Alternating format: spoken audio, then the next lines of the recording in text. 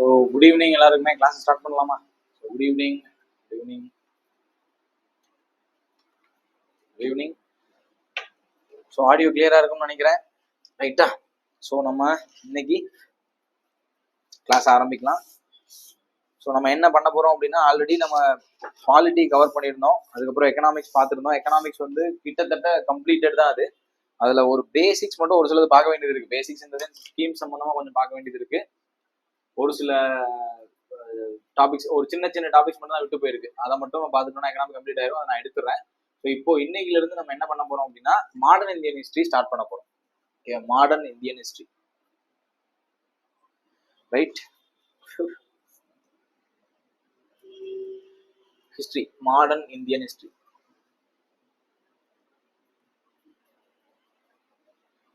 ஓகேவா? So already உங்களுக்கு ஒரு ஐடியா இருக்கும் ஹிஸ்டரி அப்படின்னா என்னன்னா உங்களுக்கு தெரிஞ்சிருக்கும். ரைட்? ஸ்டார்டிங் வித் இப்போ ஹிஸ்டரி அப்படின்னா மூணா பிரிக்கலாம் ஹிஸ்டரிய. நிறைய இடங்கள்ல நீங்க கேள்விப்பட்டிருப்பீங்க. ஒன்று வந்து ஆன்சியன்ட், பண்டைய இந்தியா. ரெண்டாவது மிடிவல், இடைக்கால இந்தியா. ஓகேவா? இடைக்கால இந்தியா. மூணாவது மாடர்ன் இந்தியா. மாடர்ன் இந்தியா, நவீன இந்தியா அல்லது தற்கால இந்தியா? நவீன இந்தியா. ஸோ இந்த மூணுல நம்ம டைரக்டா என்ன பண்ண போறோம் அப்படின்னா, இன்னைக்கு மாடர்னுக்குள்ள போக போறோம். ஆன்சியன் மிடிவல் நம்ம லேட்டரா தான் பார்க்க போறோம். ஏன்னா ஆன்சியன் மிடிவல் வந்து ஜஸ்ட் ஃபேக்ட்ஸா தான் இருக்கும். அது போக மாடர்ன் இந்தியாவுக்கு தான் இம்பார்ட்டன்ஸ் வந்து ஜாஸ்தி. ஓகே, நிறைய கேள்விகள் வந்து மாடர்ன் இந்தியாவில கேட்கப்படுறதுக்கான வாய்ப்பு தான் உண்டு. ஸோ இப்போ நம்ம என்னைக்கு எங்க இருந்து இப்போ இதோட டைம் லைன் எடுத்துக்கிட்டீங்கன்னா, அப்ராக்சிமேட்லி 1498 இருந்து 1947 வரைக்கும், கிட்டத்தட்ட ஒரு 400 ஆண்டுகள் அப்படிங்கிறத நம்ம கவர் பண்ண ட்ரை பண்ண போறோம். ஓகேவா? ஸோ இதுதான் நமக்கான டைம்லைன். இந்த டைம்லைன் தான் நம்ம பார்க்க போறோம். ஸோ உள்ள போறதுக்கு முன்னாடியே இப்போ இதுல நம்ம மெயினா என்னென்ன பார்க்க போறோம் அப்படின்னா, இப்போ யூரோப்பியன்ஸ் இருக்காங்களே, யூரோப்பியன்ஸோட வருகையில ஆரம்பிச்சு இன்னைக்கு அதை தான் ஃபர்ஸ்ட் கிளாஸா பார்க்க போறோம். யூரோப்பியன்ஸை ஸ்டார்ட் பண்ணி இந்தியாவோட இண்டிபெண்டன்ஸ் வரைக்கும், இந்தியாவினுடைய விடுதலை வரைக்கும் இருக்கக்கூடிய எல்லாத்தையுமே நம்ம இதுல பார்க்க போறோம். ரைட்டா? இப்போ பிரிட்டிஷ்காரங்க வந்ததுல இருந்து அவங்களோட கன்சாலிடேஷன் எப்படி இருந்துச்சு, அவங்க என்னென்னலாம் பண்ணாங்க இந்தியாவுக்கு, அவங்களால என்னென்ன பாதிப்புகள் இருந்துச்சு, அதை எப்படி நம்ம ஃபவுட் பண்ணி இந்தியாவோட இண்டிபெண்டன்ஸ் ஸ்ட்ரகிள் எப்படி இருந்துச்சு அப்படிங்கிறதெல்லாம் நம்ம தெரிஞ்சுக்க போறோம். ரைட்டா? இதுலயுமே மேஜரா ஃபேக்ட், இயரு, நேம்னு நிறைய டேட்டாஸ் நீங்க தெரிஞ்சுக்க போறீங்க. முடிஞ்ச அளவு எல்லா டேட்டாஸையும் ஞாபகத்தில் வச்சுக்க ட்ரை பண்ணுங்க. ரைட்டா? நான் திரும்பவும் சொல்றேன், நான் பரீட்சைக்கு தேவையானதை மட்டும்தான் நான் சொல்லவே போறேன்.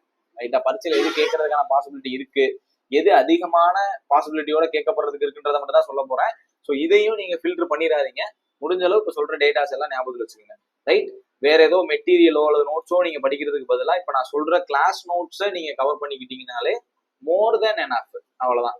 3 கேள்வி கேட்கறாங்கன்னா 2 கேள்வி ஆன்சர் பண்ணணும், அதான் டார்கெட். ரைட்டா? 3மே போட்டுடலாம். இருந்தாலும் ஒரு கேள்வி தப்பி போறதுக்கு வாய்ப்பு இருக்கு. அதை நீங்க ப்ரீவியஸ் இயர் கொஸ்டின் படிச்சீங்கன்னா கவர் பண்ணிட முடியும். ஸோ இந்த கிளாஸோட notes plus previous year question இதை மட்டும் பார்த்துக்கோங்க. இதுவே உங்களுக்கு எனஃப் தான். ஓகேவா? ரைட்? நான் சொல்றது உங்களுக்கு புரியும்னு நினைக்கிறேன். கிளாஸை ஸ்டார்ட் பண்ண ஆரம்பிக்கலாம். நான் ஆல்ரெடி சொன்ன மாதிரி யூரோப்பியன்ஸோட இன்வேஷன்ல இருந்து தான் இன்னைக்கு கிளாஸை நம்ம ஸ்டார்ட் பண்ண போறோம். ரைட்டா? ஸோ இன்னைக்கு கிளாஸோட டாபிக் வந்து European invasion or advent of Europeans. Advent of Europeans. Right? ஐரோப்பியர்கள் வருகை.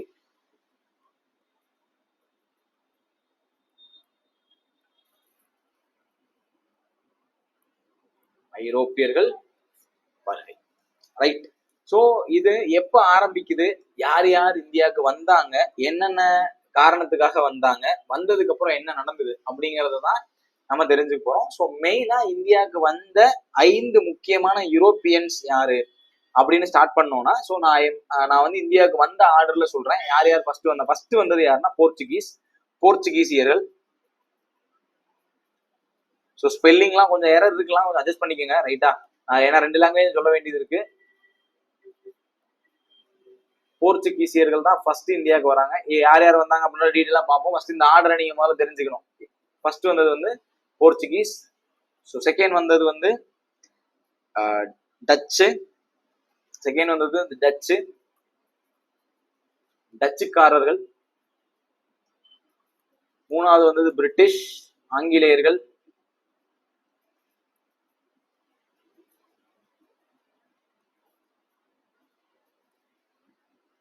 4வது வந்தது டேனியர்கள்.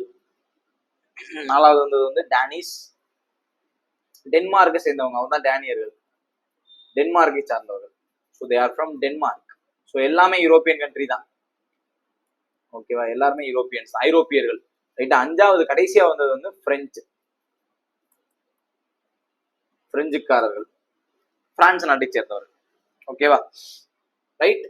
ஸோ இந்த 5 பேர் தான் இந்தியாவுக்கு வந்த மெயின் யூரோப்பியன் கண்ட்ரிஸ். இந்தியா இது குரோனாலஜிக்கல் ஆர்டர். ரைட்டா. முதல்ல வந்தது யாரு, 2வது வந்தது யாரு, 3வது வந்தது யாருன்ற ஆர்டர்ல தான் நான் எழுதியிருக்கேன். கடைசியா வந்தவங்க பிரெஞ்சுக்காரவங்க, முதல்ல வந்தவர் போர்ச்சுகீஸ்காரங்க, அதுக்கப்புறம் டச், அதுக்கப்புறம் பிரிட்டிஷ், அதுக்கப்புறம் டானிஷ், அதுக்கப்புறம் பிரெஞ்சு. இந்த 5 தான் ஆர்டர். இது ஞாபகத்தில் வச்சுக்கோங்க. ஏன் அவங்க இந்தியாவுக்கு வராங்க. ரைட்டா. இங்க மெயினான காரணம் என்னன்னா, யூரோப்பியனோட இன்வாஷனுக்கு மெயின் ரீசன் ட்ரேட். ட்ரேட்னா என்ன, வர்த்தகம். அவங்களோட டார்கெட் என்ன, வர்த்தகம் பண்ணணும், ட்ரேட் பண்ணணும். ட்ரேட்னா என்ன இருந்தோம்னா, இப்போ இந்தியால ஒரு சில பொருட்கள் விளையும், யூரோப்பால வேற சில பொருட்கள் கிடைக்கும். ரைட்டா. இப்போ உதாரணத்துக்கு இந்தியா அப்படிங்கிறது ஸ்பைசஸுக்கு பேர் போனது.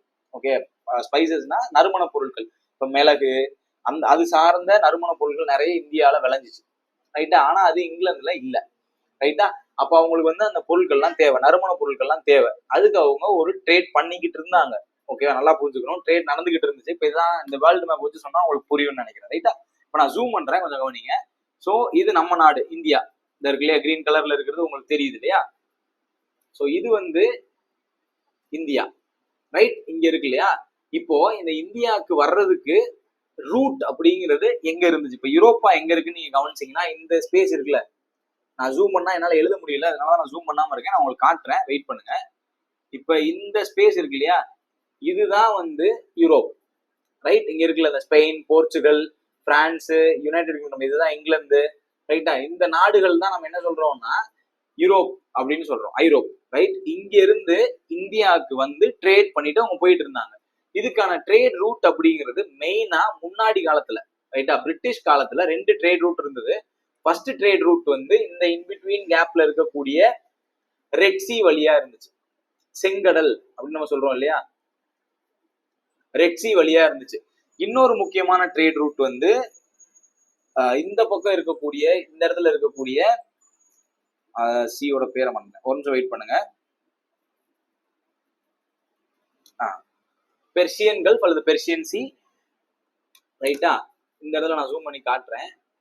பிளாக் சி அல்லது பெர்சியன் கல்ஃப். ஓகேவா, இது வழியா இருந்தது. ரைட். இப்ப நீங்க கவனிச்சீங்கன்னா தெரியும், இந்த தெரியுது பெர்சியன் கல்ஃப் இந்த இடத்துல இருக்கு இல்லையா, அதாவது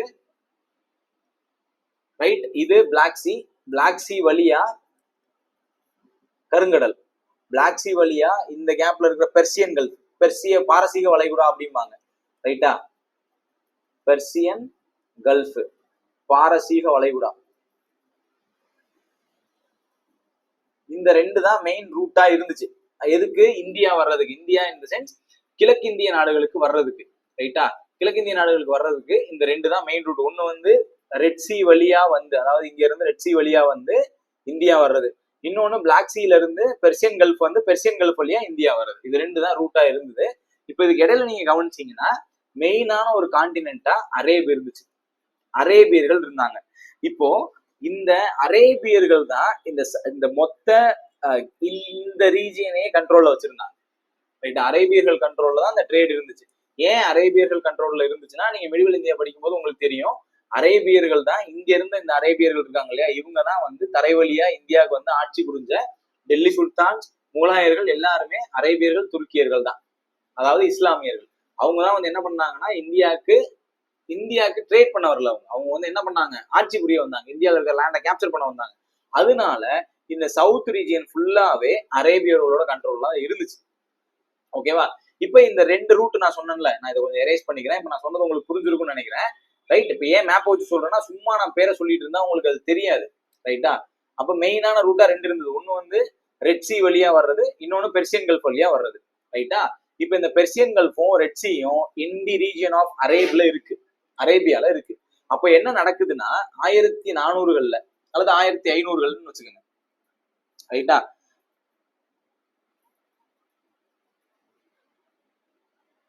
இங்க 1400கள்ல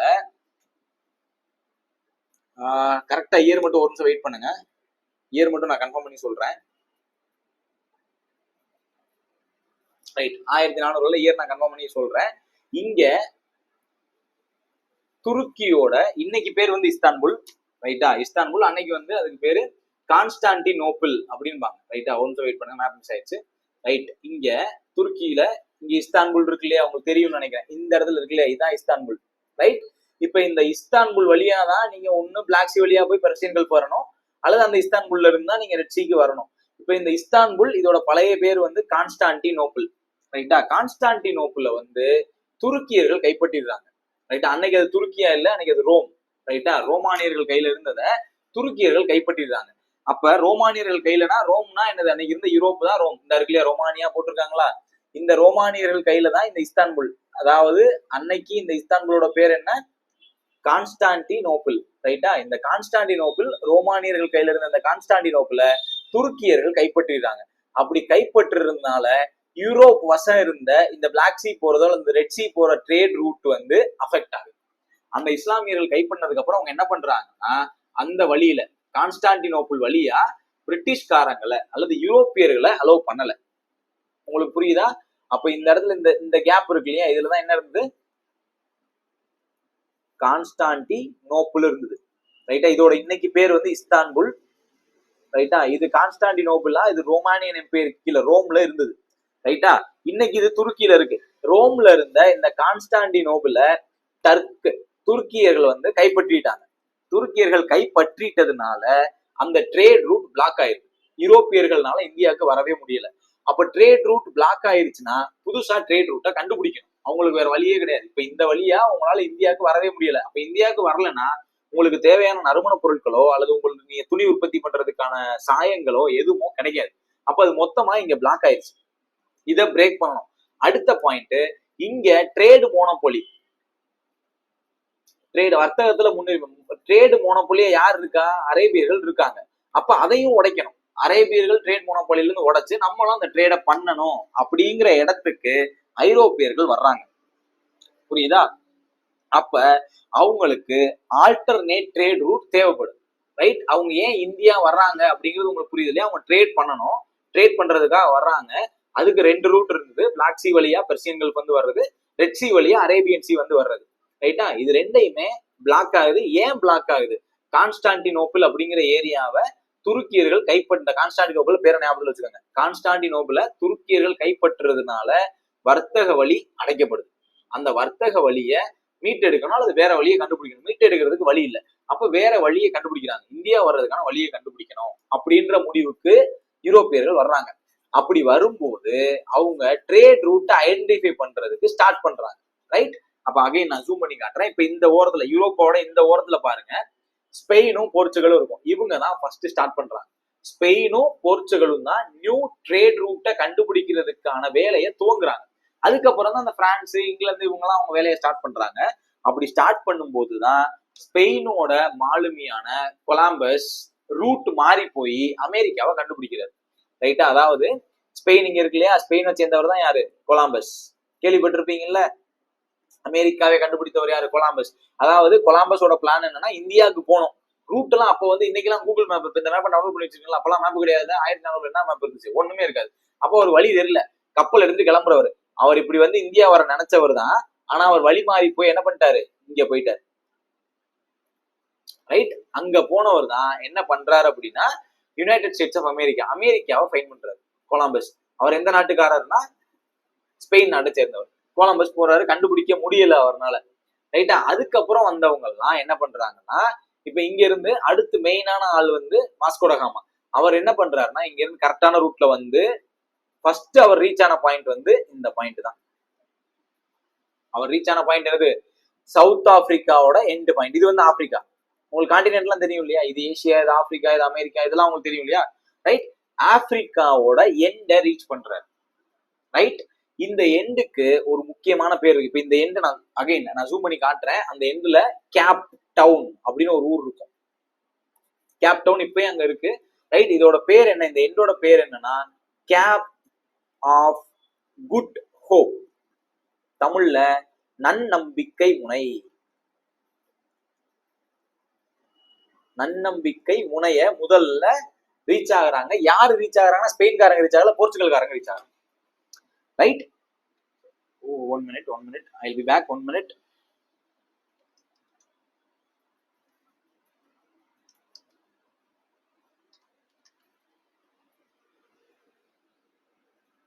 right. So I am back. Right. First இந்த கேப் டவுன், அதாவது கேப் ஆஃப் குட் கோப் அடைஞ்சவர் யாருன்னா பார்த்தலோமியோ டயஸ் அப்படிங்கிறவர். ரைட்டா?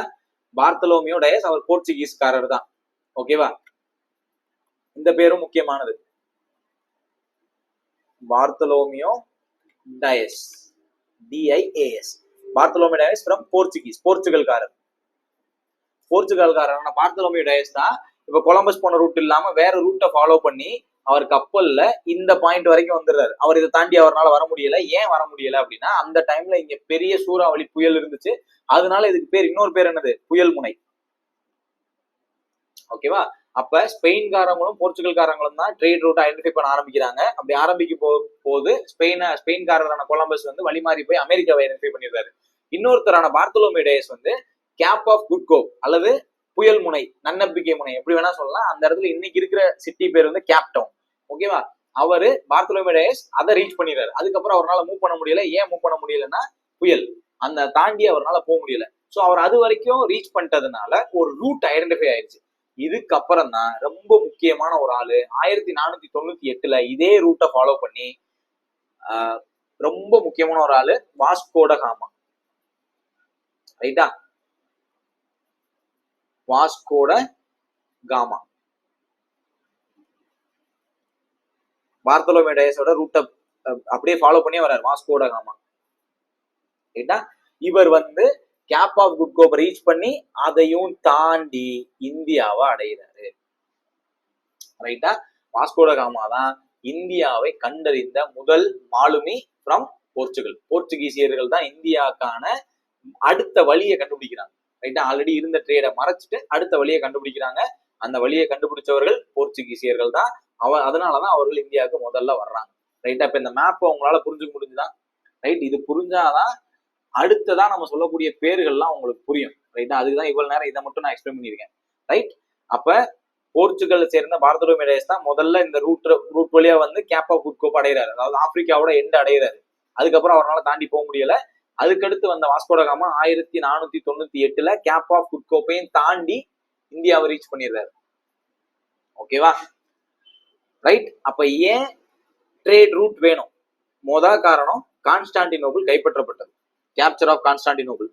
ரைட்டா? யாருனால? துருக்கியர்களால கான்ஸ்டான்டினோபிள் கைப்பற்றப்பட்டுச்சு. ட்ரேட் ரூட் பிளாக் ஆகுது. அடுத்து அரேபியர்களோட மோனோபோலி, அரேபியர்களோட முற்றுரிமை, அந்த ட்ரேட்ல அரேபியர்களுக்கு தான் அதிகமான பங்கு இருந்துச்சு. அது ஒரு காரணம். மூணாவது, இந்தியாவில இருக்கக்கூடிய நறுமண பொருட்களோ அல்லது அந்த சாயம் சார்ந்த பொருட்களோ பிரிட்டிஷ்காரங்களுக்காக யூரோப்பியனுக்கு தேவைப்பட்டுச்சு. அதனால ட்ரேட் ரூட் ஐடென்டிஃபை பண்ணியே ஆகணும். இதுக்கான முயற்சிகள்ல இறங்கிதான் அந்த ட்ரேட் ரூட் ஐடென்டிஃபை பண்ணிடுறாங்க. இந்த ட்ரேட் ரூட் ஐடென்டிஃபை ஆனதுக்கு அப்புறம் எல்லா யூரோப்பிய நாடுகளும் இந்தியாவுக்கு வர ஆரம்பிக்கிறாங்க. அப்படி வந்த முதல் நாடு தான் போர்ச்சுகல். ரைட்டா? ஸோ அந்த இதுல இருந்து இப்ப ஸ்டார்ட் பண்ண போறோம். இதுல நான் சொன்ன பேசிக் டேட்டாஸை ஞாபகத்துல வச்சுக்கோங்க. நான் நிறைய டேட்டா சொல்லியிருக்கேன். முடிஞ்ச அளவு ஞாபகத்துல வச்சுக்க ட்ரை பண்ணுங்க. அவ்வளவுதான். ரைட்டா? ஸோ ஸ்டார்ட் பண்ணுவோமா? Starting with Portuguese. போர்ச்சுகீசியர்கள். போர்ச்சுகீசியர்கள் ஸோ இந்தியாவுக்கு வந்த முதல் ஐரோப்பிய நாடு, இந்தியாவிற்கு வந்த first European to arrive in India, first Europe country, முதல் ஐரோப்பிய நாடு வந்து யாரு? போர்ச்சுகீஸ். யாரு வர்றா? 1498 வாஸ்கோ ட காமா. வாஸ்கோ ட காமா தான் முதல் முறையா இந்தியாவுக்கு வந்த மாலுமி. அவர் எங்க வர்றாருன்னா, நான் மேப்லயே காட்டினேன் இல்லையா, அகைன் இந்த இடத்துல என்ன ஸ்டேட் இருக்கும்? இந்த இடத்துல கேரளா இருக்குமா? அவர் வந்துதான் அவருக்கு இருந்த ஒரே வழி வந்து கேரளா தான். டக்குன்னு கேரளா போய் ரீச் ஆயிடுறாரு. ரைட்டா? வாஸ்கோ ட காமா அன்னைக்கு இருந்த கேரளாவோட காலிக்கட், தமிழ்ல கோழிக்கோடு அல்லது கள்ளிக்கோட்டை, எப்படி வேணா சொல்லலாம். ரைட்டா? தமிழ்ல வந்து கள்ளிக்கோட்டை தான், இன்னைக்கு அது கோழிக்கோடா இருக்கு. கள்ளிக்கோட்டை, காலிக்கட், கள்ளிக்கோட்டையை ரீச் பண்றாரு. கள்ளிக்கோட்டையினுடைய அரசரான ஜாமரின், தமிழ்ல வந்து சாமரின் அல்லது சமுத்திராயன், எப்படி வேணா சொல்லலாம் அவர் பேரை. ரைட்டா? இவர் தான் வாஸ்கோடகாமாவை வரவேற்கிறார். அதாவது அன்னைக்கு இருந்த கள்ளிக்கோட்டையினுடைய அரசர் ஜாமரின் தான் வாஸ்கோடகாமா வரவேற்கிறாரு. வாஸ்கோடகாமா சந்தித்த முதல் இந்திய அரசர் வந்து ஜாமரின் தான். ஓகேவா? ஜாமரினை சந்திக்கிறாரு 1498 முதலா இந்தியாவுக்கு வந்த ஐரோப்பிய மாலுமி போர்ச்சுகீஸ் நாட்டை சேர்ந்த வாஸ்கோடகாமா. ரைட்டா? இவர் வந்து அன்னைக்கு அங்க கப்பல் எல்லாம் தேவையான சரக்கெல்லாம் ஏத்திக்கிட்டு திரும்ப கிளம்பி போயிடுறாரு. ரைட்டா? அதுக்கப்புறம் அடுத்து இந்தியாவுக்கு வந்தவர் யாரு அப்படின்னா, வாஸ்கோடகாமா வழியை கண்டுபிடிச்சாரு இல்லையா? அதுக்கப்புறம் வந்தவர் வந்து பெட்ரோ ஆல்வரிஸ் கேப்ரியல். ரைட்டா? அடுத்து வந்தவர் 1500. ரைட்டா? 1500 Pedro Alvares Cabral. 1501 Pedro Alvares Cabral. Pedro Alvares Cabral இவர் தான் அடுத்து வராரு 1500-501. ரைட்டா? இவர் வந்து அதே மாதிரி எல்லாத்தையுமே கள்ளிக்கோட்டை, இவரும் கேலிக்கட்டு தான் வராரு. தேவையான பொருட்கள் எல்லாம் ஏத்திட்டு திரும்ப போயிடுறாரு. ஓகேவா? ரைட்? அகைன் திரும்ப 1502 மறுபடியும் வாஸ்கோடகாமா 2வது முறையா இந்தியாவுக்கு வர்றாரு. மறுபடியும் வாஸ்கோடகாமா இந்தியாவுக்கு வர்றாரு. இந்த முறை அவர் என்ன பண்றாருன்னா, கள்ளிக்கோட்டை வந்ததோட சேர்த்து அவர் வந்து கள்ளிக்கோட்டையும் வர்றாரு. அதுக்கப்புறம் அன்னைக்கு இருந்த கண்ணூர் அல்லது கண்ணனூர் எப்படி வேணா சொல்லலாம். கண்ணூர், கள்ளிக்கோட்டை, அதுக்கப்புறம் கொச்சி இந்த 3 இடங்களையுமே விசிட் பண்றாரு. ரைட்டா? இந்த 3 இடங்களையுமே விசிட் பண்ணி அவருக்கு தேவையான பொருட்கள் எல்லாத்தையுமே எடுத்துட்டு போறாரு. அப்பதான் இவர் ஒரு வேலை செய்யறாரு. என்ன வேலை செய்யறாருன்னா, இவர் ஒரு ஃபேக்டரியை கட்டுறாரு. ரைட்டா? இப்போ இதுலயுமே ஒரு மிஸ்மேட்ச் இருக்கு. he built factory at Kannur. ரைட்டா? கண்ணூர், கேலிக்கட், கள்ளிக்கோட்டை இந்த 2 டேட்டாவுமே வேற இடங்கள்ல இருக்கு. ஆனா அக்யூரேட்டான டேட்டா எங்கேயுமே இல்லை. ஸோ அவர் ஒரு ஃபேக்டரியை பில்ட் பண்றாரு. அதாவது நான் இந்த இடத்துல தெளிவா சொல்லிடுறேன். இங்க கேலிக்கட்டுல ஃபேக்டரியை பில்ட் பண்ணது பெட்ரோ ஆல்வரிஸ் கேப்ரியலா அல்லது வாஸ்கோடகாமாவான்றதுல சிக்கல் இருக்கு. ஒரு சில இடத்துல பெட்ரோ ஆல்வரிஸ் கேப்ரியல் தான் கள்ளிக்கோட்டையில கட்டினாரு, வாஸ்கோடகாமா வந்து கண்ணனூர்ல தான் கட்டினாரு அப்படிங்கிற மாதிரி டேட்டா இருக்கு.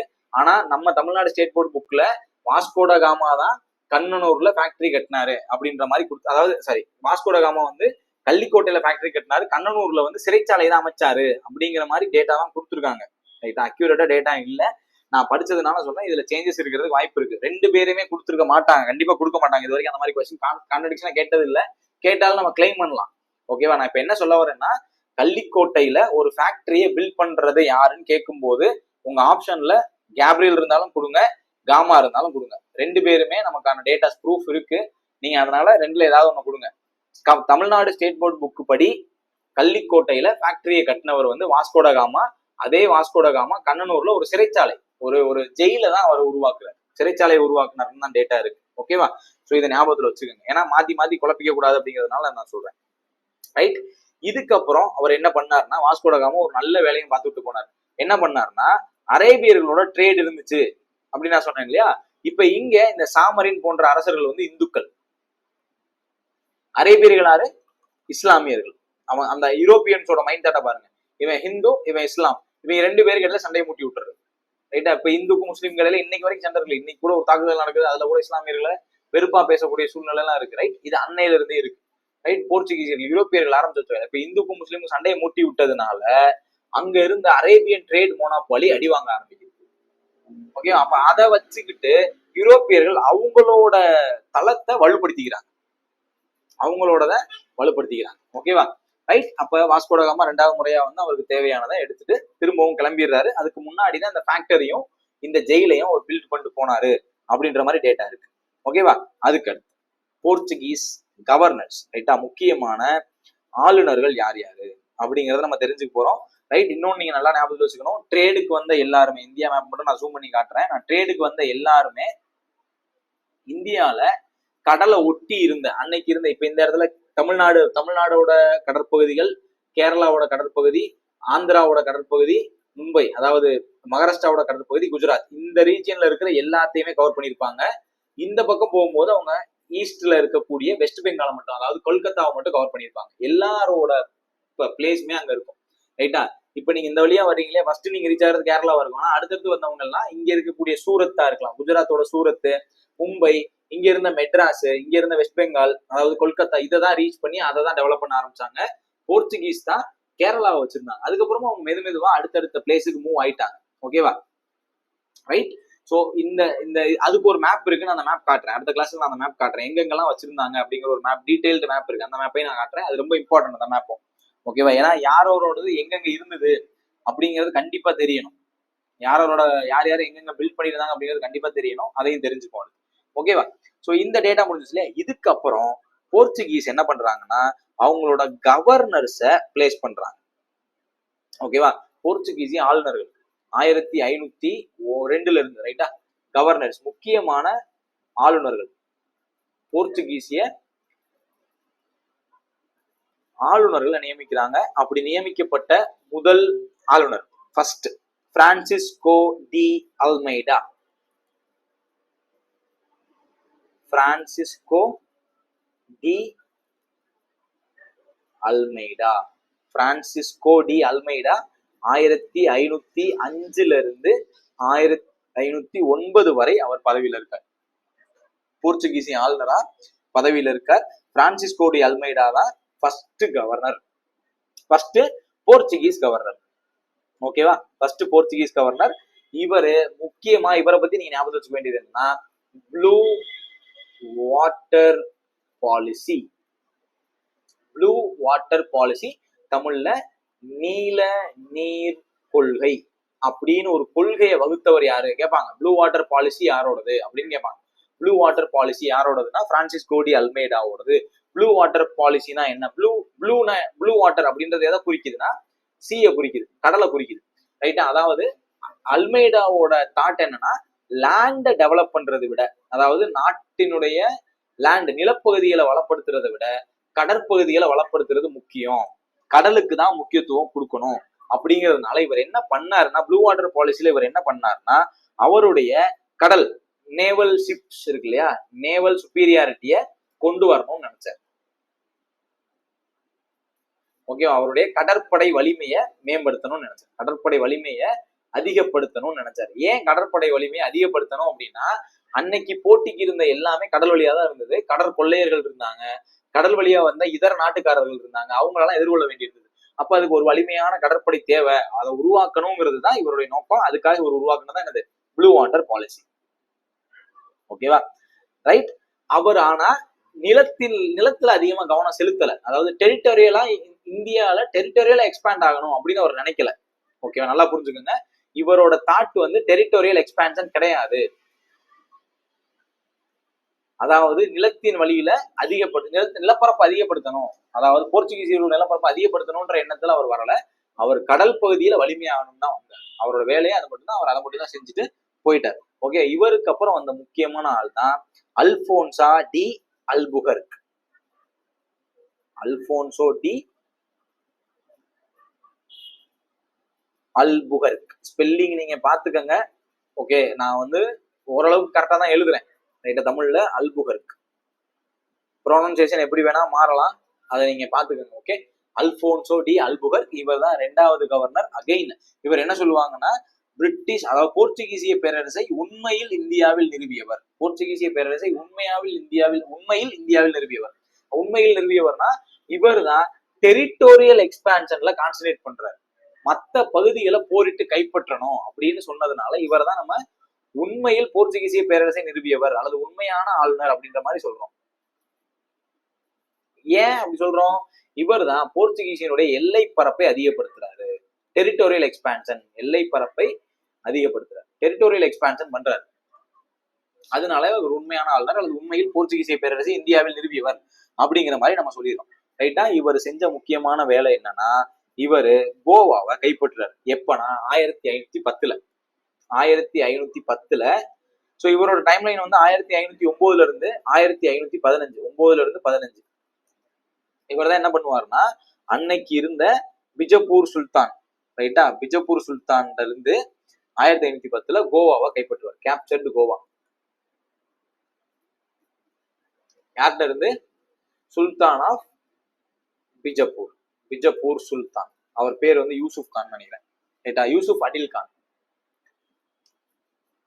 யூசுப் அடில் கான் அப்படிங்கிற பிஜப்பூர் சுல்தான் இருந்து கோவாவை கேப்சர் பண்றாரு. இவர் பண்ண ரொம்ப முக்கியமான ஒரு வேலை வந்து கோவாவை கேப்சர் பண்றது. ஓகேவா? கோவாவை கேப்சர் பண்ணதுனால பின்னால கோவா அவங்களோட கேபிட்டல், இந்தியாவில போர்ச்சுகீஸோட கேபிட்டலா கோவா மாறுச்சு. ஆனா இவர் மாத்தல, இவர் தான் கேப்சர் பண்றாரு கோவாவை, ரைட்டா? கோவாவும் உங்களுக்கு தெரியும், நீங்க கேரளால இருந்து நீங்க மேல போக போக ஆந்திரா வரும், ஆந்திராவோட கடற்பகுதியை தாண்டிங்கன்னா நீங்க கோவாவோட கடற்பகுதி வந்துடும். கோவா அன்னைக்கு வந்து மகாராஷ்டிராவோட இருந்திருந்தது, பின்னால தனி ஸ்டேட்டா மாறுச்சு, ரைட்டா? இதெல்லாம் நம்ம முன்னாடி பார்த்திருக்கோம், ரைட்? இதுக்கப்புறம் கோவா கைப்பற்றாரா? இதுக்கப்புறம் அவர் செஞ்ச இன்னொரு முக்கியமான வேலை என்னன்னா, 1515 காலகட்டத்துல 1515ல இவர் வந்து சதி அப்படிங்கிற நடைமுறையை ஒழிக்க முயற்சி செஞ்சார். ஓகே, சதி வந்து அபாலிஷ் பண்ண ட்ரை பண்ணார். குறிப்பா அவர் கைப்பற்றினா கோவால, கோவா அதை சுத்தி இருந்த பகுதிகளில் சதி அப்படிங்கிற உடன்கட்டை ஏறும் வழக்கம் நீங்க கேள்விப்பட்டிருப்பீங்க இல்லையா? உடன்கட்டை ஏறும் வழக்கம். உடன்கட்டை ஏறுதல் அப்படின்னா என்ன அர்த்தம்? கணவன் இறைந்து விட்டால் கணவனை எரிக்கக்கூடிய அதே இதுல போய் பெண்ணும் அந்த மனைவியும் விழுந்து இறந்து போயிடணும், உயிரோட விழுந்து இறந்து போயிடணும், அப்படிங்கிறது தான் சதி. அந்த உடன்கட்டை ஏறும் வழக்கத்தை ஒழிக்க முயற்சி செஞ்சாரு, ஆனா ஒழியல, ரைட்? அதை நீங்க புரிஞ்சுக்கணும், இது ஒழியல, ஒழிக்க முயற்சி செஞ்சாரு. அதுக்கப்புறம் இவர் என்ன பண்ணாருன்னா, ஐரோப்பியர்கள் வந்து இந்தியர்களை மணந்து கொள்ளணும், இந்திய பெண்களை திருமணம் செய்து கொள்ளணும் அப்படின்னு ஒரு வலியுறுத்தினார். ஐரோப்பியர்கள் வந்து இந்திய பெண்களை திருமணம் செய்வதை ஊக்குவித்தார், இந்திய பெண்களை திருமணம் செய்ய ஊக்குவித்தார். ஓகேவா? சோ ஏன் அப்படி சொன்னார் அப்படின்னா, அப்பதான் இந்தியாவில தங்க முடியும், இந்தியாவில கன்சாலிடேட் ஆகி இருக்க முடியும் அப்படிங்கிற ஒரு தாட்ல தான் அவர் சொன்னாரு. இதனாலதான் யூரோப்பியனும் ஏசியர்களும் சேர்ந்து யுரேசியா அப்படின்னு ஒரு இனக்குழுவே உருவாகுது. யுரேசிய இனக்குழு, நம்ம ஆங்கிலோ இந்தியன்ஸ் அப்படின்னு ஒரு இனக்குழு சொல்றோம் இல்லையா, அந்த இனக்குழு யுரேசிய இனக்குழு இதனாலதான் உருவாகுது. அதை துவக்கி வச்சவரும் அல்புகர்க் தான், ரைட்டா? அது போக அல்புகர்க் இன்னொரு வேலையும் செஞ்சாரு. இந்தியாவுல டொபாக்கோ, புகையிலை செடிகளை அறிமுகப்படுத்தினதும் அல்புகர்க் தான். டொபாக்கோ, அதுக்கப்புறம் வந்து கேஷ்யூ நட்ஸ், முந்திரி, கேஷ்யூ நட், இதெல்லாம் இந்தியாவுல அறிமுகம் செஞ்சவரும் இன்ட்ரோடியூஸ் பண்ணவரும் யார் தான்? அல்புகர்க் தான். ஓகேவா? அல்புகர்க் தான் கைப்பற்றுறாரு. ரொம்ப முக்கியமான ஒரு ஆள் அல்புகர்க். ஓகேவா? இந்த மாதிரி வேலைகள்லாம் செஞ்சுட்டு 1515ல ரிட்டர்ன் போயிடுறாரு. இவருக்கு அப்புறம் வந்த முக்கியமான ஒரு ஆளுமை வந்து நினோ டா குன்ஹா. நினோ டா குன்ஹா, நினோடா குன்ஹா அப்படிங்கிறவர் தான் இவருக்கு அடுத்து வந்த முக்கியமான ஒரு ஆளுநர். இவர் வந்து 1529ல இருந்து 1538 வரை ஆளுநரா இருக்கார். நினோடா குன்ஹா இவர் தான் வந்து கொச்சியில இருந்த கேபிட்டல் தலைநகரம், போர்ச்சுகீசியன் தலைநகரம் capital was shifted Cochin to Goa. அப்ப முன்னாடி இருந்தவங்க எல்லாருக்குமான தலைநகரமா கொச்சின் தான் இருந்துச்சு. அப்ப நீங்க கேள்வி இங்க ரெண்டு விதமா உங்களுக்கு கேட்கப்படலாம். போர்ச்சுகீசியர்களுடைய ஆரம்ப கால தலைநகரம், போர்ச்சுகீசியர்கள் இந்தியாவுக்கு வரும்போது அவருடைய ஆரம்ப தலைநகரம் கேபிட்டல், ஆரம்ப தலைநகரம் வந்து கொச்சி.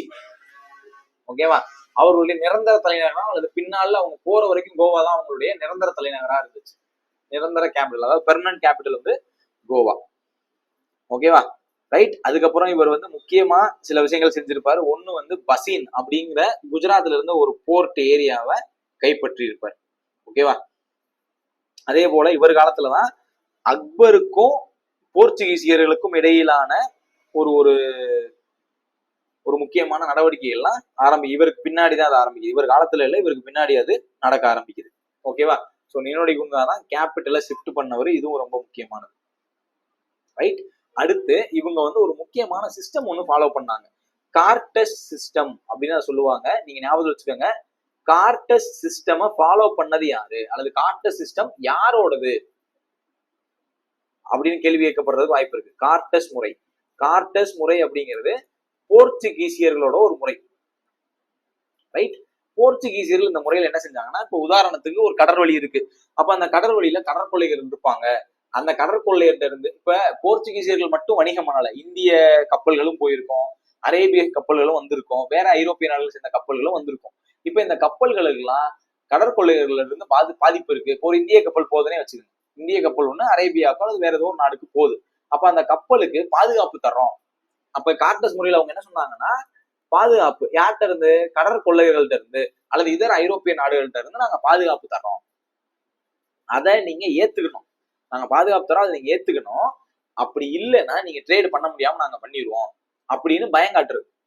நீங்க பாதுகாப்பை ஏத்துக்கிட்டே ஆகணும். அப்படி நான் பாதுகாப்பு உனக்கு தரேன்ல, இதுக்கு நீ என்ன பண்ணணும், எனக்கு பணம் கொடுக்கும் அப்படின்னு சொல்லி பணம் வாங்கும் முறை அல்லது பணம் அல்லது வரி அல்லது கட்டணம் எப்படி வேணா சொல்லலாம். முதன்முறையா அவங்க ஒரு பாதுகாப்பு காரணம் காட்டி பணம் வசூலிச்சது. பணம் அல்லது கட்டணம் எப்படி வேணா வச்சுக்கோங்க. பணம் கட்டணம் வசூலிக்கும் முறைதான் கார்டஸ் முறை. யார்கிட்ட இருந்து? கடல் வழியா ட்ரேடு வணிகம் செய்யக்கூடிய இதர கப்பல்களுக்கு பாதுகாப்பு வழங்குவதா காரணம் காட்டி பணம் வசூலிக்கிறது தான் இந்த முறை. இப்ப கடற்கொள்ளையர்கள்னு சொல்றோம்ல, அந்த கடற்கொள்ளையர்களும் போர்ச்சுகீசியர்களாவே இருந்தாங்க. அதாவது அவனே பாவம் வச்சு அவனே எடுத்தான், அவ்வளவுதான் மேட்டர். கடற்கொள்ளையர்கள் போர்த்து ஒரு 4 பேர் அனுப்பிட்டு அவனை மிரட்டுறான்னு சொல்லிட்டு இவங்க பயந்துருவாங்க இல்லையா, அவங்க எடுத்து பணம் வசூலிச்சு, அவ்வளவுதான். இதுதான் கார்டஸ் முறை. கார்டஸ் முறையை பின்பற்றியவர்கள் யாருன்னு ஞாபகம் வச்சுக்கணும், அவ்வளவுதான். அது யாரு? போர்ச்சுகீசியர்கள். ரைட்டா? இதையும் ஞாபகத்தில் வச்சுக்கணும். அதுக்கப்புறம் போர்ச்சுகீசியர்கள் தான் என்ன பண்ணாங்க அப்படின்னா, போர்ச்சுகீசியர்கள் காலத்துலதான் என்ன நமக்கு உள்ள வருதுன்னா, ரொம்ப முக்கியமா கிறிஸ்டியானிட்டி. ரைட்? 1540 அந்த காலகட்டத்துலதான் கிறிஸ்டியானிட்டி இந்தியாவுக்குள்ள வருது. கிறிஸ்தவ மதத்தை பரப்பக்கூடிய சமய பரப்பு குழுக்கள், ரைட்டா, சமய பரப்பு குழுக்கள் வந்து இந்தியாவுக்கு அனுப்பி வைக்கப்படுது. ரொம்ப முக்கியமா 1542 1542 அந்த காலகட்டத்துல ரொம்ப முக்கியமான கிறிஸ்தவ மதத்தை உருவாக்கியவர்கள் அல்லது இயேசு சபை அதை உருவாக்கியவர்கள் ஒருத்தரான Francis Xavier, saint Francis Xavier அப்படிங்கிறவர் இந்தியாவுக்கு வரார். இவர் தான் வந்து கிறிஸ்தவ சபை அப்படிங்கிற ஒன்ன உருவாக்குனவர். அவர் இந்தியாவுக்கு வந்து இந்தியாவுல கிறிஸ்தவ மதத்தை பரப்ப ஆரம்பிக்கிறாங்க. ரைட்டா? கிறிஸ்தவ மதத்தை பரப்ப ஆரம்பிக்கிறாங்க. இப்ப இவங்க கேரளாவுக்கு தான் ரீச் ஆவாங்க. கேரளாவுக்கு வந்துட்டு தமிழ்நாட்டுல இருந்த தூத்துக்குடி, அன்னைக்கு இருந்த காயல்பட்டினம், அந்த அந்த அந்த ஏரியா, அந்த கடலோர ஏரியாக்கள் எல்லாத்தையுமே அவங்க வந்து கிறிஸ்தவ மதத்தை பரப்ப ஆரம்பிக்கிறாங்க. அப்படி அதுல வந்து ரொம்ப முக்கியமா இன்னொரு பாயிண்ட் நீங்க என்ன ஞாபகம் வச்சுக்கணும்னா, அங்க இருந்த எல்லா கோயில்களுமே அழிக்கப்பட்டுச்சு. அதாவது இந்து கோயில்கள் அழிக்கப்பட்டுச்சு. அதுக்கு பதிலா வானுயர்ந்த கிறிஸ்தவ மத சர்ச் இருக்கு இல்லையா, கிறிஸ்தவ மத கோயில்கள் வந்து உருவாக்கப்பட்டுச்சு. ஓகேவா? அது போக இவங்க இன்னொன்னு என்ன பண்ணாங்கன்னா, ரொம்ப முக்கியமா ஸ்டார்டட் ஸ்கூல்ஸ். அதுதான் முக்கியம். Schools and colleges. இப்ப கிறிஸ்தவ மதம் மட்டும் இந்தியாவுக்கு வரல, கல்வியும் அதாவது கல்வி சார்ந்த பள்ளிகளும் கல்லூரிகளும் இந்தியாவுக்கு வந்துச்சு. இதுதான் முக்கியம். அவங்க வந்து சமயத்தை பரப்புனா கூட சமயத்தோட சேர்த்து கல்வியையும் அவங்க வழங்க முயற்சி செஞ்சாங்க. அப்ப யூரோப்பியர்கள் வந்ததுனாலதான் நிறைய மாற்றங்கள். இப்ப நீங்க அவங்க வந்து நம்மளை கண்ட்ரோல்ல தான் வச்சிருந்தாங்க, நம்மளை கொள்ளையடிச்சாங்க, எல்லாமே செஞ்சாங்க. ஆனா ஒரு யூரோப்பியனுக்கு தான் சதியை ஒழிக்கணும் அப்படிங்கிற எண்ணம் வந்துச்சு. ஒரு யூரோப்பியனுக்கு தான் பள்ளி கல்வி கொடுக்கணும், காலேஜ் கொடுக்கணும்ன்ற எண்ணம் வந்துச்சு. அவன் சமயத்தை பரப்புனா அப்படின்னு அவன் மேல குற்றச்சாட்டு வச்சா, அந்த சமயம் பரப்பப்பட்டதுனாலதான் இன்னைக்கு பள்ளிகளும் கல்லூரிகளும் பெண்களுக்கான ஓரளவுக்கான சுதந்திரமும் இந்தியால இருக்கு. யூரோப்பியர்கள் தான் அதை செஞ்சாங்க. இப்ப நம்ம இங்க சொல்றோம் இல்லையா, 1515 ஒருத்தர் நடவடிக்கை எடுக்கிறான் இல்லையா, பின்னால வில்லியம் பெண்டிங் ஒரு பிரிட்டிஷ்காரர் 1825 சதியை ஒழிச்சே விட்டார். சதி வந்து குற்றத்துக்குரிய, அதாவது தண்டனைக்குரிய குற்றம் சொல்லிட்டார். குழந்தைகளை கொள்வது அல்லது கருவிலேயே கொள்வது அப்படிங்கிறது தண்டனைக்குரிய குற்றம், நீங்க அதை பண்ணீங்கன்னா குற்றம், நான் கைது பண்ணி ஜெயில போடுவேன் வில்லியம் பெண்டிங்ன்ற யூரோப்பியன் தான் சொல்றாரு. அதுக்கு முன்னாடி யாருமே சொல்லல. அப்பையும் நல்லா புரிஞ்சுக்கணும், அந்த சதி ஒழிப்பை கூட எதிர்த்த இந்தியர்கள் இந்தியால இருந்தாங்க. எதிர்த்தவர்கள் இந்தியர்கள். நீ எப்படி அதை சொல்லலாம், நீ சொல்லக்கூடாது அப்படின்னு சொன்ன இந்தியா முழுக்க அது எதிர்ப்புலாம் இருந்திருக்கு. அதெல்லாம் ஹிஸ்டரியில பார்ப்போம். ரைட்டா? நம்ம ஐரோப்பியர்களை குறை சொல்லலாம். ஆனா இன்னைக்கு நம்ம பேசக்கூடிய நம்ம கல்வி முறை இருக்கு இல்லையா, அந்த வெஸ்டர்ன் ஃபார்ம் ஆஃப் எஜுகேஷன் இருக்கு இல்லையா, அது யூரோப்பியர்கள் கொடுத்ததுதான். அது இல்லைன்னா இன்னும் நம்ம மக்காதான் இருந்திருக்கும், நமக்கு எதுவுமே தெரிஞ்சிருக்காது. ஓகேவா? இப்போ ஒரு விஷயத்த நம்மளால புரிஞ்சுக்க முடியுது, பகுத்தறிய முடியுது இல்லையா, இது சரி, இது தப்பு, இது இதனாலதான் நடந்துச்சு, இல்ல இது நடந்திருக்காது அப்படின்னு தெரிஞ்சுக்க முடியுதுல, அதுக்கு இந்த கல்விதான் காரணம். அவங்க கிறிஸ்டியானிட்டியை பரப்புனாங்கதான். அது சரியா தவறா அதை ஏத்துக்கிட்ட மக்கள் அன்னைக்கு இருந்த சூழ்நிலையை பொறுத்தது. இப்ப இன்னைக்கு வந்து ஒருத்தர் என்கிட்ட திணிச்சிட முடியுமா, ஒரு கம்யூனிட்டியை, ஒரு ஒரு ஒரு இப்ப கிறிஸ்டியானிட்டியை இன்னைக்கு என்கிட்ட திணிச்சிட முடியுமா அப்படின்னா அது கஷ்டம். அல்லது ஒருத்தர்கிட்ட வாலண்டியரா போய் நீ ஃபாலோ பண்ணிதான் ஆகணும்னு சொல்ல முடியாது. அது அவரவருடைய விருப்பம். அன்னைக்கு இருந்த மக்களோட நிலை எப்படி இருந்துச்சு நமக்கு தெரியாதுல்ல. 1542 பிரான்சிஸ் சேவியர் இந்தியாவுக்கு வரும்போது அன்னைக்கு இருந்த மக்கள் ஏன் அதை ஏத்துக்கிட்டாங்கன்னு எனக்கு தெரியாது இல்லையா. அன்னைக்கு அவங்களுடைய தாய் மதம், அது இந்துவா இருக்கலாம், இஸ்லாமா இருக்கலாம், அல்லது வேற ஏதோ ஒரு மதமா இருக்கலாம். அந்த மதம் என்ன சூழ்நிலையில இருந்துச்சுன்னு தெரியாது இல்லையா? அந்த மதம் இந்த மக்களை எப்படி நடத்துச்சுன்னு தெரியாது இல்லையா? அதுல இருந்து ஒரு மாற்றமா கூட அவங்க இதை பார்த்திருக்கலாம். அதனால போய் சேர்ந்திருக்கலாம். எனக்கு கல்வி கிடைக்குது, என் பிள்ளைக்கு சாப்பாடு கிடைக்குது, அதனால நான் மாறிக்கிட்டேன் அப்படின்னு சொன்ன ஆட்கள் இருக்கலாம். நமக்கு எதுவுமே உண்மையா தெரியாது. அல்லது அவங்க ஃபோர்ஸ் பண்ணி கூட கிறிஸ்டியானிட்டியில சேர்த்திருக்கலாம். நமக்கு உண்மை தெரியாது. ஆனா அவங்க அந்த அந்த வழியில சில நல்லதுகள் செஞ்சாங்க. இப்ப இதை செஞ்சாங்களா? இதுக்கப்புறம் அவங்க கிறிஸ்டியானிட்டியை பரப்பணும்னா அவங்களுக்கு என்ன வேணும்? பைபிள் வேணும். ரைட், நல்லா புரிஞ்சுக்கணும். பைபிள் வேணும். அன்னைக்கு என்ன வாட்ஸ்அப் இருந்துட்டே உனக்கு நான் பைபிள வாட்ஸ்அப்ல அனுப்பிச்சா பாத்துக்கன்னு சொல்ல முடியாது. அதை பிரிண்ட் பண்ணி நீங்க கையில கொடுக்கணும். அப்போ பைபிளை பிரிண்ட் பண்றதுக்காகவே அவங்க பிரிண்டிங் பிரஸை கொண்டு வர்றாங்க. பிரிண்டிங் பிரஸ் அன்னைக்கு இந்தியாலே கிடையாது. ஒரு விஷயத்த பிரிண்ட் பண்ண முடியும் பேப்பர்ல அப்படிங்கிறது யாருக்கும் தெரியாது. பிரிண்டிங் பிரஸ், அச்சு இயந்திரங்கள் இந்தியாவில கொண்டு வராங்க. அப்ப அச்சு இயந்திரங்கள் இந்தியாவுக்கு வந்ததுனாலதான் பின்னால நம்ம நியூஸ் பேப்பர்ஸ் பிரிண்ட் பண்ண முடிஞ்சது. நம்மளுடைய சங்ககால இலக்கியங்கள் எல்லாத்தையும் பிரிண்ட் பண்ணி அதை பாதுகாக்க ஆரம்பிச்சாங்க. அப்ப இந்த பிரிண்டிங் பிரஸை கொண்டு வந்தது போர்ச்சுகீசியர். அவனோட நோக்கத்துக்காகவே செஞ்சுட்டு போட்டோம். ஆனா அவன் செஞ்சதுனால எவ்வளவு நல்லது நடந்தது அப்படிங்கறத நம்ம தெரிஞ்சுக்கணும். பின்னால இந்தியாவுடைய மொத்த கம்யூனிகேஷனும் நியூஸ் பேப்பர் தான். பின்னாடி நம்ம எல்லாம் நிறைய நியூஸ் பேப்பர் படிக்க போறோம். அதெல்லாம் ஆரம்பிச்சது எங்கதான்? யூரோப்பியன்ஸ்ல தான், குறிப்பா போர்ச்சுகீசியர்கள். அவங்க தான் பிரிண்டிங் பிரஸ் ஆரம்பிச்சு வைக்கிறாங்க. அவங்க எதுக்கு ஆரம்பிச்சாங்கன்னா பைபிளை பிரிண்ட் பண்ணணும், அவ்வளவுதான் அவங்களோட பாயிண்ட். ஆனா அது பின்னால மிகப்பெரிய சப்போர்ட்டா இந்தியாவுக்கு இருந்துச்சு. ஓகேவா? ரைட். தென் இதுக்கப்புறம் இந்த பிரிண்டிங்னு வரும்போது ராபர்ட் டி நொபிலி, அது தமிழ்நாடு ஹிஸ்டரி ரிலேட்டடா வரும். ராபர்ட் டி நொபிலி அவரை தமிழ் உரைநடையின் தந்தை அப்படின்னே சொல்றோம். ஏன்னா நிறைய புத்தகங்களை அவர் தமிழ்ல கொண்டு வர முயற்சி பண்றாரு, பிரிண்ட் பண்ண ட்ரை பண்றாரு. தமிழ் உரைநடையின் தந்தைன்னு சொல்றோம். ஹென்ரிக்ஸ அச்சு பதிப்பின் தந்தை. இதை மட்டும் நீங்க நோட் பண்ணீங்க. ராபர்ட் டி நோபிலி கூட தேவையில்லை உங்களுக்கு, ஹென்ரிக்ஸ் தேவை. ஓகே, ஹென்ரிக்ஸ் அச்சு பதிப்பின் தந்தை, ஃபாதர் ஆஃப் பிரிண்டிங் பிரஸ். இந்த பிரிண்டிங் பிரஸ் சொல்றேன்ல, இதோட ஃபாதர் யாரு? ஃபாதர் ஆஃப் பிரிண்டிங் பிரஸ் யாரு? ஹென்ரிக்ஸ் அப்படிங்கிற போர்ச்சுகல் நாட்டை சேர்ந்தவர் தான் அச்சு பதிப்பின் தந்தை நம்ம சொல்றோம். ரைட்டா, ஞாபகத்தை வச்சுங்க. ரைட். ஸோ இது போர்ச்சுகீசியர்களை பத்தின ஒரு ஓவர்வியூ. இவங்க நான் முன்னாடியே சொன்ன மாதிரி டொபாக்கோ, அது மாதிரி இதர வெஜிடபிள்ஸ், ஃப்ரூட்ஸ் எல்லாம் இன்ட்ரடியூஸ் பண்ணாங்க. இப்போ உதாரணத்துக்கு உருளைக்கிழங்கு, பொட்டேட்டோ இவங்க தான் கொண்டு வர்றாங்க. பொட்டேட்டோ கொண்டு வராங்க, டொபாக்கோ கொண்டு வர்றாங்க. ரைட்டா. அதுக்கப்புறம் பைனாப்பிள், இதெல்லாம் இந்தியாவில அறிமுகப்படுத்துறது அதெல்லாம் கேட்கப்படுறதுக்கு வாய்ப்பு இருக்கு. எனக்கு அக்யூரேட்டா ஒரு சிலதை நான் சொல்லிடுறேன். ரைட்டா. கேஷ்யூ நட்டை முன்னாடி சொன்ன மாதிரி கேஷ்யூ நட்டு, கிரவுண்ட் நட்டு தெரியும், நிலக்கடலை, முந்திரி பருப்பு, ஆல்மண்ட் என்னது நல்ல பேர், அதுக்கு என்னது, பாதாம் இதெல்லாம் அறிமுகப்படுத்துறாங்க. வெண்டிக்காய் இவங்க தான் அறிமுகப்படுத்துறாங்க. சில்லி, மிளகா இவங்க தான் அறிமுகப்படுத்துறாங்க. இதெல்லாம் இந்தியால அறிமுகப்படுத்துறது யார் தான்? போர்ச்சுகீசியர்கள் தான். ஓகேவா? ரைட். இது போர்ச்சுகீஸை பத்தின ஒரு ஓவர்வியூ. ரைட். போர்ச்சுகீசியர்கள் இவ்வளவு நேரம் ஆயிடுச்சு. ரைட்டா. அடுத்த முக்கியமான ஆட்கள் யாருன்னா, அடுத்தலாம் டக்கு டக்குன்னு போயிடும். டச்சுக்காரர்கள். டச்சு.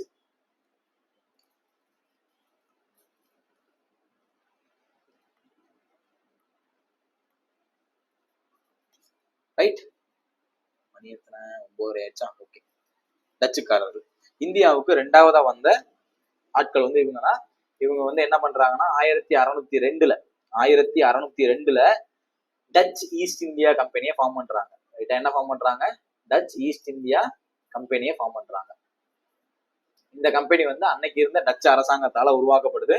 இந்த கம்பெனி கிழக்கிந்தியால, ஈஸ்ட் இந்தியால ட்ரேடு பண்றதுக்கான மோனோபாலி, டச்சோட மோனோபாலி ஆகுது. ரைட்டா. இவங்க இந்தியா வர்றாங்க. இந்தியா இந்தியால முக்கியமான தளங்கள் எல்லாத்துலயுமே முக்கியமான கட்டடங்களை வைக்க, அதாவது ஆரம்பிக்கிறாங்க. மெயினா இவங்க வந்த ஏரியா வெஸ்ட் இந்தியால, மேற்குல சூரத், இவங்களோட வணிக தலங்கள். ரைட்டா. சூரத்து 1616ல அங்கதான் ஆரம்பிக்கிறாங்க. ரைட்டா. அடுத்து பரோச், காம்பே, அகமதாபாத், அந்த ஏரியா எல்லாத்தையும் கவர் பண்றாங்க. லேட்டரா சவுத் இந்தியால அவங்க கேரளால கேரளா, தமிழ்நாட்டுல காரைக்கால், நாகப்பட்டினம்,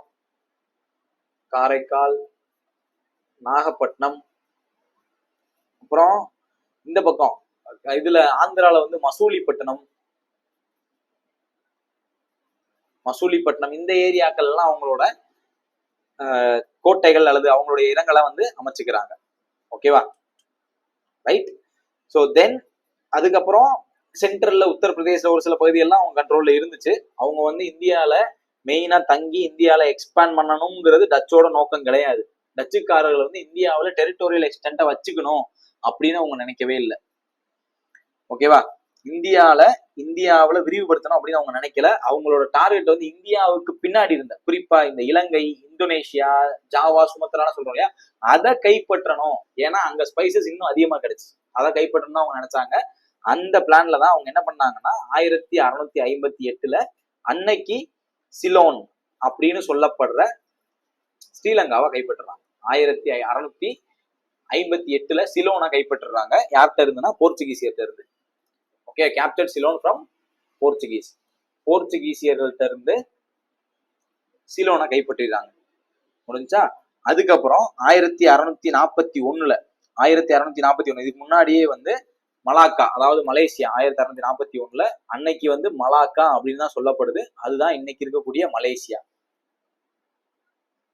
மலேசியாவையும் போர்ச்சுகீசியர்கிட்ட இருந்து கைப்பற்றிடுறாங்க. ரைட்டா, இதுக்கப்புறம் அவங்க இந்தோனேஷியா அந்த தீவுகளை தான் அவங்க கைப்பற்றுறாங்க. இந்தியால அவங்க எக்ஸ்பேண்ட் ஆகலை. ஓகேவா, இதுல முக்கியமான தெரிஞ்சுக்க வேண்டிய இன்னொரு ஈவெண்ட் இருக்கு. 1623 ஒரு முக்கியமான இன்சிடென்ட் நடந்திருக்கும். அதுக்கு பேர் வந்து அம்பாயினா படுகொலை.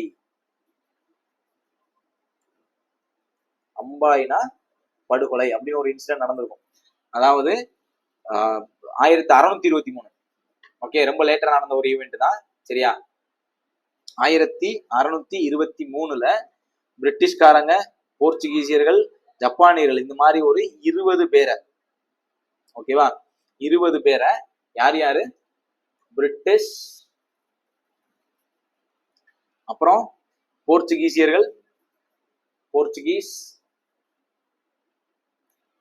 ஜப்பானியர்கள், ஜப்பானை சேர்ந்த இவங்க 3 பேரை சேர்ந்த ஒரு 20 பேர். ஒரு 20 பேரை வந்து என்ன பண்ண, 3 நாட்டை சேர்ந்த ஒரு 20 பேரை இந்தோனேஷியால இருந்த அம்பாயினா அப்படிங்கிற இடத்துல, இது வந்து ஒரு பிளேஸ் எங்க இருந்தது, இந்தோனேஷியால இருந்தது.